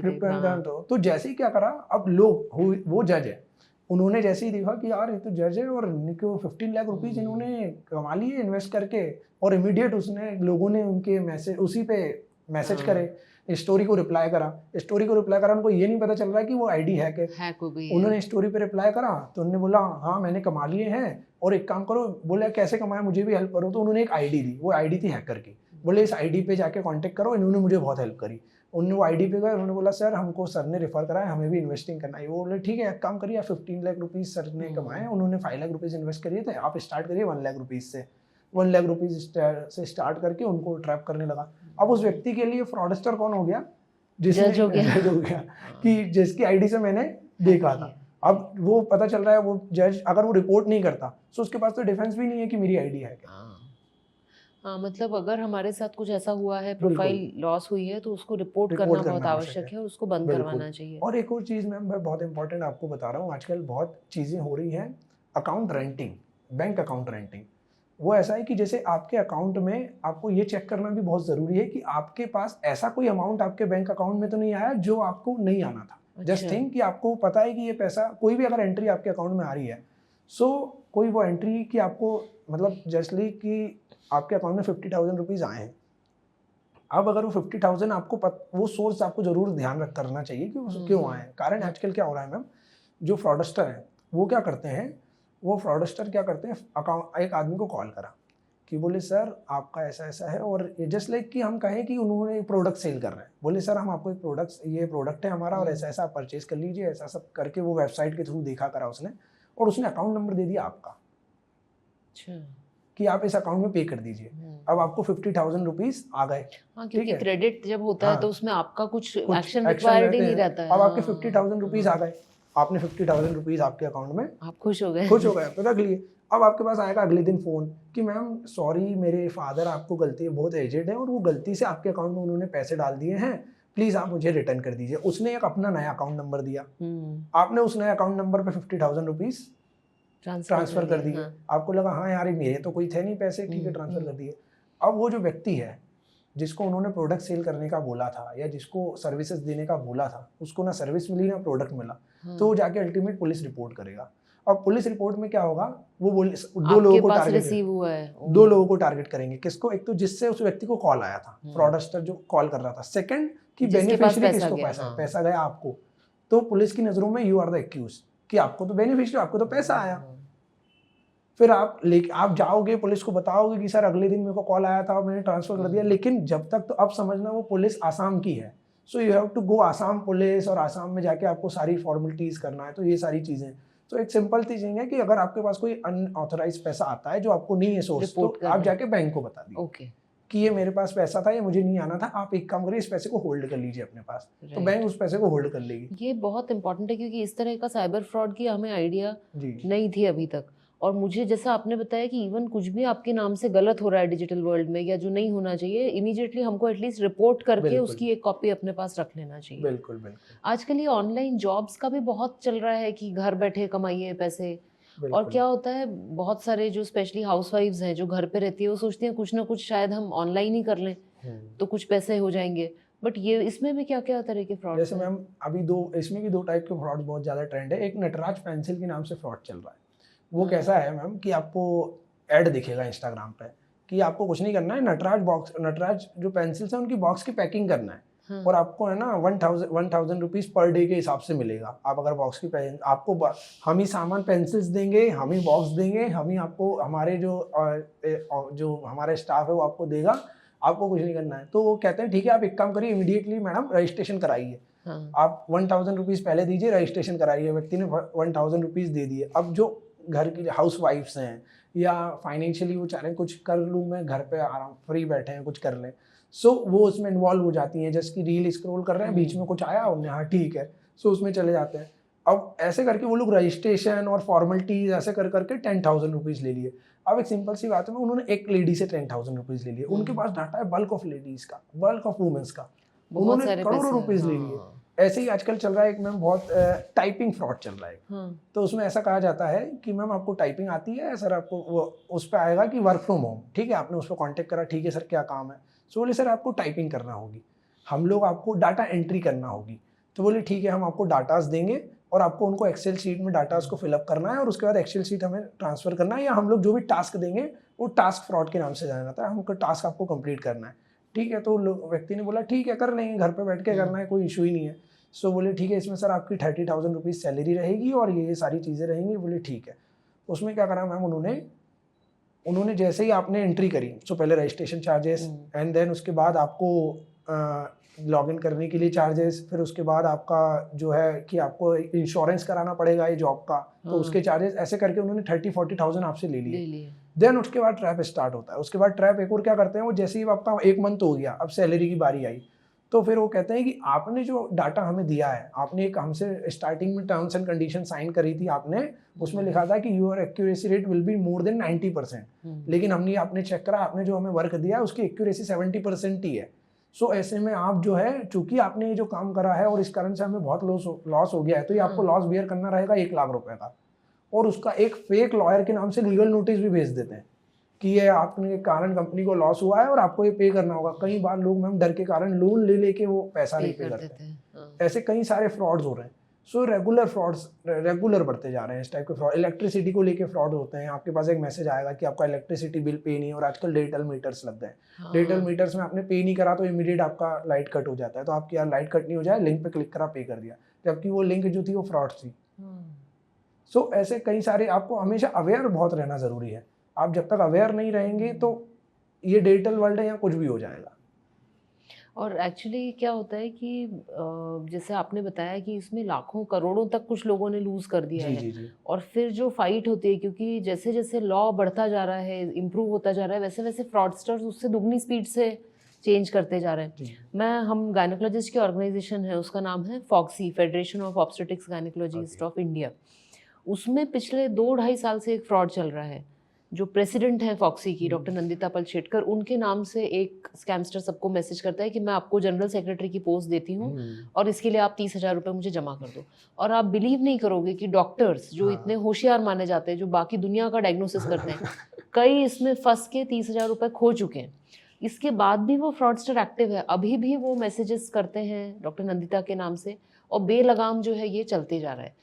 तो ये क्या इसका कोई रिड्रेसल का मैकेनिज्म नहीं है? इसको कहाँ रिपोर्ट करना चाहिए? बिल्कुल मैम, एक्चुअली है क्या मैम, रिड्रेसल है और मैकेनिज्म भी है, लेकिन एक्चुअली अवेयरनेस नहीं है। जैसे फर्स्ट थिंग, एक संचार साथी .com के .in के नाम से एक वेबसाइट है।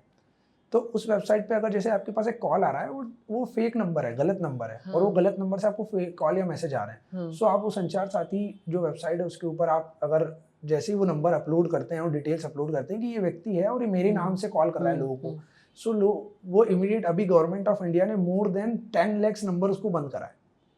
ये बहुत बड़ा इन्फॉर्मेशन है, क्योंकि क्या है, ये इस वेबसाइट की लिंक आप दीजिएगा, हम अपने जी। डिस्क्रिप्शन में उसको ऐड बिल्कुल। करेंगे, बिकॉज वो नंबर सेम है बिल्कुल।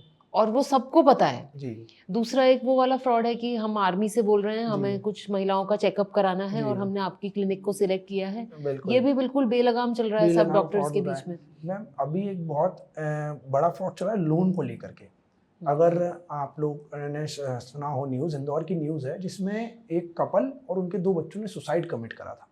सो मैम ये चीज़ें कैसी हो रही हैं, हम कहें कि ह्यूमन ट्रैप कैसे फंस जाता है व्यक्ति।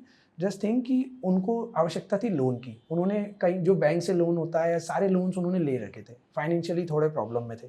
उन्होंने एक वेबसाइट देखी गवर्नमेंट, हमने प्ले स्टोर पे, गूगल पे उन्होंने प्ले स्टोर पे सर्च करा ऑनलाइन लोन के नाम से, इंस्टेंट लोन के नाम से। आप भी अभी भी सर्च करेंगे, मोर देन 10-15 हाँ, वेबसाइट्स आपको मिल जाएंगे एप्लीकेशन। उसमें वो कुछ नहीं करते, आपसे पैन कार्ड लेंगे, आधार कार्ड लेंगे, आपका एक आइडेंटिटी और ले लेंगे और आपको इमीडिएट 50,000 रुपीज़ का लोन ट्रांसफर कर देंगे, 30,000 रुपीज़ का लोन ट्रांसफर कर देंगे। आपसे वो स्टार्टिंग में कहेंगे कि 7 डे आपको कोई इंटरेस्ट नहीं लगेगा। आफ्टर 7 डेज जैसे ही कंप्लीट होंगे, वो आपसे interest, heavy amount of interest 30% और 25% इंटरेस्ट चार्ज करने लग जाएंगे। अब इसमें होता क्या है मैम, जब वो लोन देते हैं, सो लोन में सेम थिंग, लोन में आपसे आपकी गैलरी का एक्सेस, आपके कॉन्टैक्ट का एक्सेस, आपके डाटा का एक्सेस, सारा एक्सेस आपके पूरे फ़ोन, हम कह सकते हैं कि विद द परमिशन आपका फ़ोन हैक कर लेते हैं। वो आपकी परमिशन से आपसे परमिट करेंगे सारी चीज़ें, आप परमिट अलाउ करेंगे और वो पूरा फ़ोन हैक कर लेंगे। अब होता क्या है, 50,000 रुपीज़ का उन्होंने लोन दिया। अब इंदौर में जो इंसिडेंट हुआ उसमें 30,000 का उस व्यक्ति ने लोन लिया था। 30,000 के लोन को 1 मंथ बाद उन्होंने बोला आपको इसके 54,000 रीपे करना पड़ेंगे। सो उन्होंने बोला सर आपने तो इंटरेस्ट का मना करा था। बोले नहीं, आपने पढ़ा नहीं terms and condition and all. तो उसने 54,000 रुपीज़ कहीं से अरेंज करे और पे करे। उसके बाद बोले सर आपको चार्जेस और देना पड़ेंगे 13,000, loan charges and all that, जब हम आपका ये लोन बंद करेंगे, नहीं तो आपका सिविल खराब हो जाएगा एंड ऑल दैट। सो वो अरेंज नहीं कर पाया। सो फॉर 13,000 उसने अरेंज नहीं करा, तो उन्होंने क्या करा, उसके हस्बैंड और वाइफ के कुछ प्राइवेट फ़ोटोज़ उस गैलरी में थे। अब उनके पास उस गैलरी का एक्सेस था। उन्होंने उसके हस्बैंड और वाइफ के जो प्राइवेट फ़ोटोज़ थे, उन्हीं को उस हस्बैंड को व्हाट्सएप पे मैसेज करा कि ये फ़ोटोज़ जो हैं, और उसके नीचे जैसे आपने आपके फादर का नंबर पापा के नाम से सेव करा होगा, मम्मी का नंबर मम्मी के नाम से, बेटे का नंबर सन के नाम से, या टीचर जो आप ऐसे, तो ऐसे जो नंबर्स थे, ऐसी 30 लोगों की लिस्ट उन्होंने भेजी कि 30 नंबरों को हम ये फ़ोटोज़ भेजने वाले हैं और ये फ़ोटोज़ को वायरल करने वाले, अगर आपने हमें लोन रीपे नहीं करा। सो अल्टीमेट इन द एंड उस पूरी फैमिली ने सुसाइड कमिट करा, पूरी फैमिली ने। सो थिंक कि एक इतनी जो चीज़ें हैं, माइन्यूट सी चीज़ें हैं, और कितना बड़ा इम्पैक्ट हो जाता है, लोग इतने बड़े ट्रैप्स में फंस जाते हैं। और ट्रैप्स में फंस के आके, जैसे आप बात कर रहे हैं अभी जो डॉक्टर एसोसिएशंस में या प्रोफेशनल्स की जब हम बात करें, सो अभी एक बहुत लेटेस्ट में ट्रेंडिंग जो क्राइम चल रहा है वो डिजिटल अरेस्ट का चल रहा है। उसमें मेरे पास कई सारे क्लाइंट्स हैं मेरे, जो डॉक्टर्स हैं, सीए हैं, सीएस हैं, और बड़ी कॉर्पोरेट कंपनीज में बड़े एम्प्लॉयज़ हैं, बैंक एम्प्लॉयज़ हैं।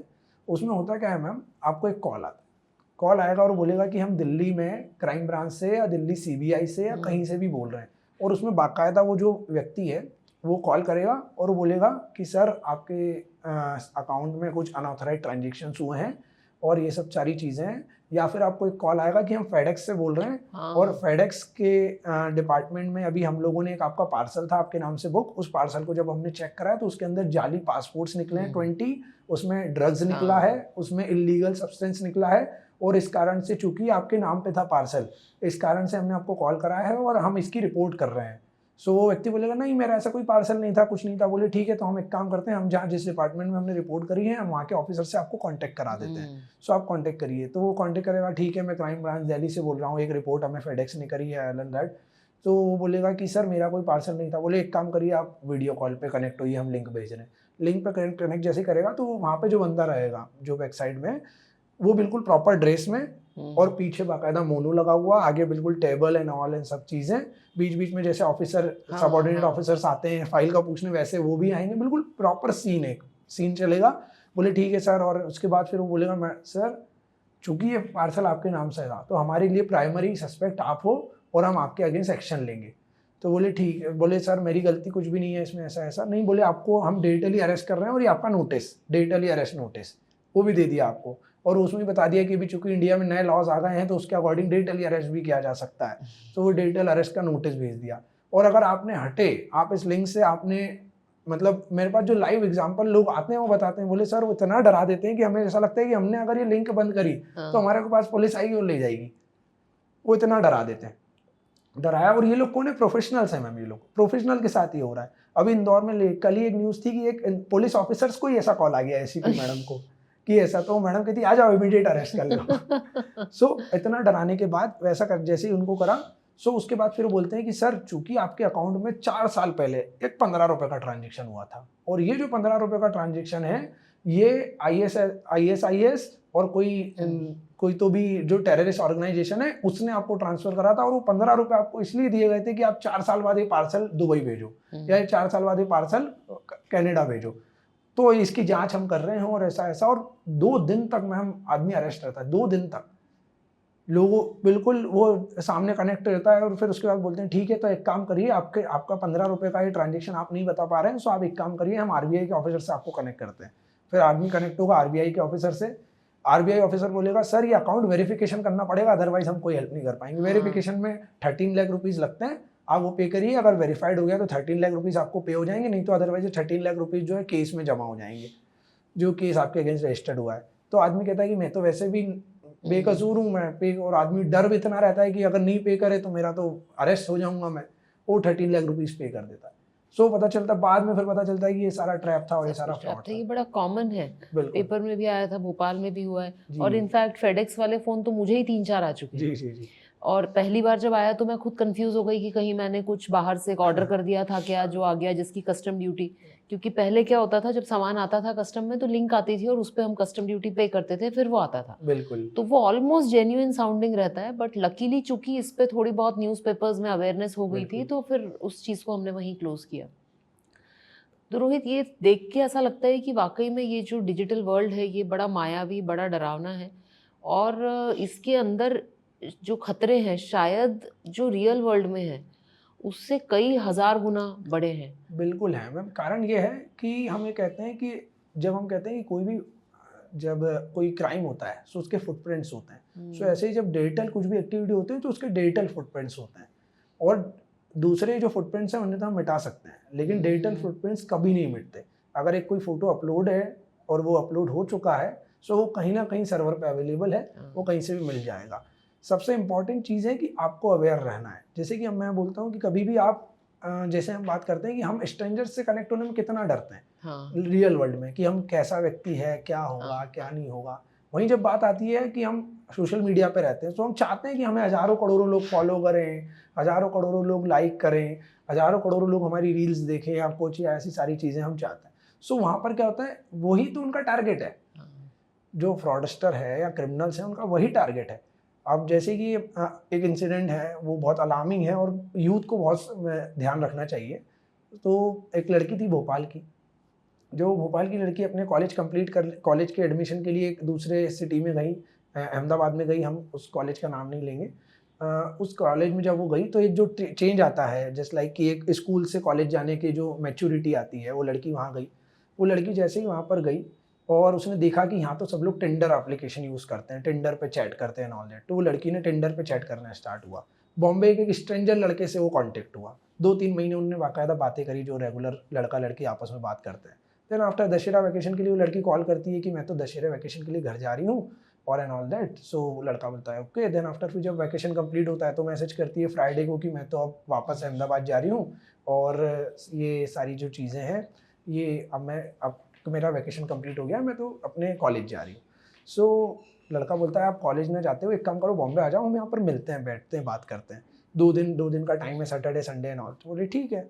वो लड़की अहमदाबाद घर पे तो यही बोलती है अहमदाबाद जा रही हूँ कॉलेज, लेकिन वो बॉम्बे चली जाती है। बॉम्बे जाके वो लड़के के साथ रहती है, 2 दिन उनके फिजिकल रिलेशन बनते हैं, वो लोग साथ में रहते हैं, टाइम स्पेंड करते हैं। देन जैसे ही वो अहमदाबाद आती है, उस लड़की की बॉडी पे अलग अलग टाइप के मार्क्स होना स्टार्ट हो जाते हैं। वो जब मार्क्स होते हैं तो फिर वो डॉक्टर्स को कंसल्ट होता है, सो स्किन स्पेशलिस्ट को कंसल्ट होता है। सो वो लोग जब पूरी जांच करते हैं, उसको पूरा इन्वेस्टिगेट करते हैं, तब पता चलता है उसकी बॉडी को एक बहुत वो जब उनको आंसर करते हैं कि ये क्यों हो रहा है, इस टाइप के मार्क्स क्यों हो रहे हैं, क्या चीज़ें क्यों हो रही हैं, सो डॉक्टर आंसर्स कि ये मतलब वो लड़की से पूछते हैं कि आप बताइए 15 डेज में आपके साथ क्या हुआ है। सो वो लड़की बताती है कि I have had a physical relation with some guy from Bombay और ऑल दैट, मैं टिंडर पे उससे मिली थी एंड ऑल।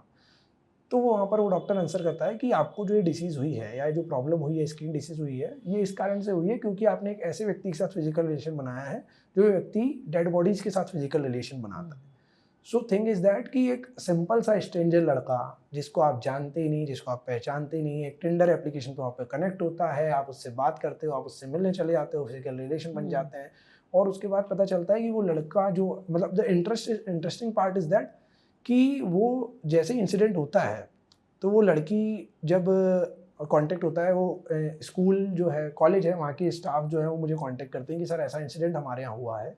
सो हम लोग जब फिर वो लड़की को भोपाल लाते हैं, एक एफआईआर रजिस्टर्ड होती है, वो लड़के को पकड़ा जाता है, वो पोस्टमार्टम डिपार्टमेंट का पियून निकलता है और जो डेड बॉडीज़ में पोस्टमार्टम के लिए आती है उनके साथ रिलेशन बनाता है। देन आफ्टर फिर गर्ल्स को टारगेट करता है फ्रॉम सोशल मीडिया। फिर उसका जब लैपटॉप हम सीज होता है मैम, सो लैपटॉप में डाटा मिलता है मोर देन 150 गर्ल्स का जिनको वो टारगेट करने वाला है और मोर देन 54 गर्ल्स को ऑलरेडी कर चुका है, जिसमें से 13 गर्ल्स जो है वो सुसाइड कमिट कर चुकी है। सो अलार्मिंग सिचुएशन ये है कि 54 गर्ल्स ने रिपोर्ट नहीं करा है, ये लड़की भी डर रही है रिपोर्ट करने से, फिर भी रिपोर्ट करते हैं, वो सारी चीज़ें होती हैं। तो इंसिडेंट इज दैट कि कैसी चीज़ें हो रही हैं, लोग मतलब किस लेवल पे जा रहे हैं, क्या देख रहे हैं, क्या कंज्यूम कर रहे हैं और किस सोच में जा रहे हैं, उसका बहुत इफेक्ट पड़ रहा है। हम जैसे देखें कि लोग आजकल जो हम कहें कि जब बात आती है कि जब हमको बचपन से कहा जाता है कि झूठ बोलना पाप है, झूठ बोलना गलत है, आदि सारी चीज़ें, लेकिन वहीं जब सोशल मीडिया की बात आती है, फेक जो वर्ल्ड है उसमें लोग प्रॉपर बिलीव करते हैं। सेकंड थिंग जब आती है मैम कि जब हम देखते हैं कि सोशल मीडिया एक अलग चीज़ है। क्या होता है, आप जब टेक्नोलॉजी के साथ आगे बढ़ते हैं, सो जनरेशन जो है जो साथ में चल रही है टेक्नोलॉजी के, वो ज़्यादा अपग्रेड होती है। सो सेम थिंग कि पेरेंट्स जो हैं या टीचर्स जो हैं या हमारे आसपास के लोग हैं, वो आपसे सीखते हैं कि आप बताइए कि बोले क्या हो रहा है, ये क्या चल रहा है। सो वहाँ पर वो सिखाते हैं। सो वहाँ पर लोग अवेयर नहीं होते। अब जैसे कि इंस्टाग्राम है, अब इंस्टाग्राम पे आजकल क्या होता है मैम कि इंस्टाग्राम का एक मतलब उसके अंदर नॉर्म्स हैं कि फेसबुक या इंस्टाग्राम पे अकाउंट बनाने के लिए आपकी एज होना चाहिए 13। बट आजकल जो ट्रेंड है वो ये है मैम कि आजकल जो मदर्स हैं वो क्या करती हैं, जैसे ही बच्चा पैदा हुआ उसका इंस्टाग्राम का हैंडल बनाया, उसमें फेक एज डाली, फेक एज डालने के बाद 2 या 3 ईयर का बच्चा उसका इंस्टाग्राम पे पेज बना दिया। पेज बनाने के बाद 2 साल तक खुद ने ऑपरेट करा, जैसे ही बच्चा 5-6 साल का हुआ तो खुद इतना हो जाता, 6 साल का बच्चा है खुद ऑपरेट करता है इंस्टाग्राम का पेज। अब वो 6 साल का बच्चा जो है मैम, वो इंस्टाग्राम पे जो उसका ऑप्टिमाइजेशन है, उसका जो रील्स व्यू कर रहा है वो, तो वो उसकी एज के लिए आवश्यक थोड़ी है। और उसके बाद वो क्या कर रहा है, अपनी उस एज से बियॉन्ड जाके वो सारी चीजें देख रहा है और वो सारी चीजें देखने के बाद उन चीजों को अपने लाइफस्टाइल में इवॉल्व कर रहा है। सो वो जो बच्चा है जो आप सोच रहे हो उसका पाथ ही चेंज हो गया, उसका लाइफ का पाथ ही चेंज हो गया। अब उसको आप सोचो कि वो पढ़ के अच्छा बड़ा डॉक्टर, बड़ा लॉयर या बड़ा कोई अच्छी पोस्ट नहीं चाहिए, उसको चाहिए रील पे मीम बना के वायरल होना है। वो उस पाथ में चला गया। मतलब वो जो अपना हम रहते तो रियल वर्ल्ड में है, बट ये जो बच्चे हैं पैदा होते से ही ये डिजिटल वर्ल्ड में ही चले जा रहे हैं। और डिजिटल वर्ल्ड के अंदर रहने के लिए जो आपने बताया, इतने आपने प्रोफेशनल्स, अच्छे उम्र के, बहुत केपेबल, इंटेलिजेंट लोगों के साथ जो आपने फ्रॉड्स का इंसिडेंस बताया, वो वाकई में ना हम सबके लिए एक आई ओपनर था। एटलीस्ट मेरे लिए तो, मेरे तो होश उड़ गए आज इस पॉडकास्ट के बाद, क्योंकि जो हम सोचते थे साइबर फ्रॉड या साइबर क्राइम, शायद वो टिप ऑफ द आइसबर्ग है।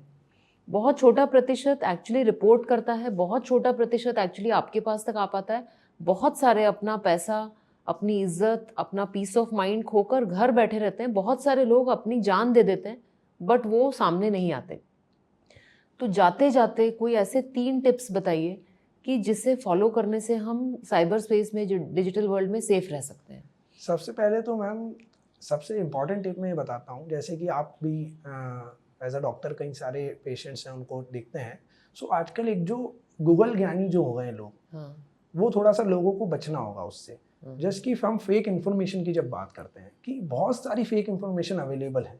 जब आप बात करते हैं, कोई आदमी आपके पास आता है इलाज के लिए, सो वो खुद का ज्ञान लेके आता है। हाँ। जस्ट थिंक कि जब वो हमारे पास भी आता है मिलने, जब एज अ लॉयर की सर मेरे साथ ऐसा ऐसा है, तो वो खुद का ज्ञान भी लेके आता है कि सर ऐसा भी हो सकता है, सर मैंने पढ़ा था, सर मैंने रील देखी थी, उसमें बताया था, एक जज ऐसा बोल रहा था, मैंने ऐसा देखा था। सेम थिंग कि आपके पास आता है। तो सबसे बहुत इंपॉर्टेंट चीज़ है कि फेक इन्फॉर्मेशन जो है, इन्फॉर्मेशन ना होना अच्छा है, फेक इन्फॉर्मेशन होना बहुत घातक है। राइट। क्योंकि वो बहुत खराब कर देगा आपकी सिचुएशन को, जिस सिचुएशन में आप हो या जिस कंसर्न में आप बात कर रहे हो, वो बहुत खराब कर देगा।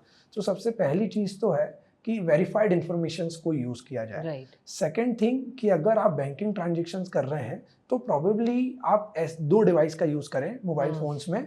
एक तो मोबाइल फ़ोन्स रखें जो आपका एक जो रेगुलर आप सॉफ्टवेयर यूज़ करते हैं, आदि सारी चीज़ें करते हैं उसके लिए, और एक आप ट्राई करें कि कीपैड फ़ोन का यूज़ करें जिसमें आप बैंकिंग से कनेक्टेड है, ताकि वो इंटरनेट से कनेक्ट ना हो, ताकि आपका मे बी कम चांस रहे फेसबुक आपके जो बैंक अकाउंट्स का डाटा जाने का। ओटीपी के लिए केवल ओटीपी के लिए उसको यूज़ करें, और मे बी चांस कि आप फ़ोन कॉल्स के लिए भी उसको यूज़ करें, ताकि आपके जो कई बार हम देख रहे हैं कि फ़ोन कॉल्स ट्रैप होते हैं, आदि सारी चीज़ें होती हैं। आप कई बार जस्ट लाइक कि आप एक डॉक्टर हैं, आपके और पेशेंट्स के बीच का conversation is a private conversation, अगर वो लीक होता है या वायरल होता है, सो देयर में भी चांस कि आपके ऊपर भी एलिगेशंस आए, पेशेंट्स के ऊपर भी आए। So for the all people कि अगर वो 2 पर्सन कोई बात कर रहे हैं, सो देयर में भी चांस कि वो रिकॉर्ड होके वो वायरल फेक उसको एडिट करके फेक करा। एआई का आजकल यूज़ हो चुका है, एआई इतना इवॉल्व हो गया है, तो हमें काफ़ी सारी चीज़ों का ध्यान रखना आवश्यक है। थर्ड थिंग कि कोई भी सस्पिशियस जो लिंक होती हैं उस पर क्लिक ना करें। सस्पिशियस लिंक को कभी भी अगर आप देखें तो आप इसे इग्नोर करें और उसे रिपोर्ट भी करें, क्योंकि हमारे यहाँ कानून में एक बहुत अच्छी सुविधा है कि सिर्फ ऑफेंस हो जाना या क्राइम हो जाना ही क्राइम नहीं है, या उसको आप रिपोर्ट नहीं कर सकते। अगर कोई व्यक्ति आपके साथ फ्रॉड करना चाह रहा है, अबेटमेंट या किसी को अगर वो चाह रहा है कि आपको वो ट्राई कर रहा है फ्रॉड करने का, वो कर नहीं पाया है लेकिन वो ट्राई कर रहा है, फिर भी आप उसके अगेंस्ट केस फाइल कर सकते हो। सो 84C जो है आईटी एक्ट का, वो ये कहता है कि अगर आपके साथ किसी व्यक्ति ने फ्रॉड करने का ट्राई करा है, भले वो फ्रॉड नहीं हुआ है, तो भी आप उसके अगेंस्ट एक्शन ले सकते हैं। सो ये आप ध्यान रखें। थर्ड थिंग कि आप कभी भी कोई भी फोटोज़ को अपलोड करने के पहले या कोई भी कमेंट करने के पहले थिंक बिफोर यू पोस्ट। मैं हमेशा कहता हूँ कि कोई भी पोस्ट को कमेंट करने के पहले या कोई भी चीज़ को पोस्ट करने के पहले आप हमेशा एक बार सोच लें कि इसके आउटकम्स क्या हो सकते हैं। क्या ये चीज़ मुझे या मेरी फैमिली को या किसी भी को भी डिस्टर्ब तो नहीं कर सकती। ये चीज़ें आपको ध्यान रखना बहुत ज़रूरी है। 2 फैक्टर ऑथेंटिकेशन जो है आप ज़रूर यूज़ करें। आपके अगर आप सोशल मीडिया यूज़र हैं तो आप 2 फैक्टर ऑथेंटिकेशन का यूज़ करें। और सेकंड चीज़ कि आप ट्राई करें कि हमेशा आपके जितने भी सॉफ्टवेयर्स हैं या जो भी डिवाइसेस आप यूज़ कर रहे हैं वो हमेशा अपग्रेड रहें। उन डिवाइसेस को अपग्रेड करें। और एक बहुत कॉमन मिस्टेक हर पीपल करता है, बहुत ध्यान रखने की ज़रूरत है, अपने आधार कार्ड, अपने डेबिट कार्ड, अपने ड्राइविंग लाइसेंस की फ़ोटो लेके गैलरी में रख लेता है। अच्छा। फ़ोटो क्लिक करा, गैलरी में रख लिया, वो कभी ना करें। अच्छा। क्योंकि एक बार आपकी गैलरी कॉम्प्रोमाइज़ हुई, गैलरी के फ़ोटोज़ अगर कहीं गए, सो इट मीन्स कि आपके वो इंपॉर्टेंट क्रेडेंशियल्स कहीं चले जाएंगे। तो उसके लिए गवर्नमेंट ऑफ इंडिया ने डिजी लॉकर करके एक एप्लीकेशन आप गवर्नमेंट ऑफ इंडिया की तरफ से, तो डिजी लॉकर में आप आपके सारे जो डॉक्यूमेंट्स हैं उनको सेव कर सकते हैं। तो आप उसमें रखें, बजाय आप उसको गैलरी में सेव करने के बजाय, ताकि आपके जो क्रेडेंशियल्स हैं वो बच जाएं। ये आपने बहुत अच्छा बताया, क्योंकि हम सब लोग पैन कार्ड, आधार कार्ड, इसकी फ़ोटो गैलरी में रख ही लेते हैं। तो बहुत ही अच्छी जानकारी आपने दी रोहित। आप आए, मेरे ख्याल से हमने सिर्फ सरफेस को स्क्रैच किया है, अभी इसमें और बहुत सारी चीज़ें हैं जिसके बारे में हमें अवेयरनेस होना चाहिए। बट जैसा आपने बताया कि सबसे पहले पोस्ट करने से पहले सोचिए, लिंक को क्लिक करने से पहले सोचिए, और कुछ भी काम जब हम डिजिटल वर्ल्ड में कर रहे हैं तो रियल वर्ल्ड में जिस स्केप्टिसिज्म के साथ, जिस सस्पिशन के साथ हम करते, वो ही हमें डिजिटल वर्ल्ड में भी रखनी है। Thank you so much. आज बात करके मैं श्योर हूँ कि बहुत सारे जो हमारे दर्शक हैं वो डिजिटल स्पेस में भी सेफ रहने की उनको बहुत सारी टिप्स मिली होंगी। Thank you so much. Thank you so much for inviting.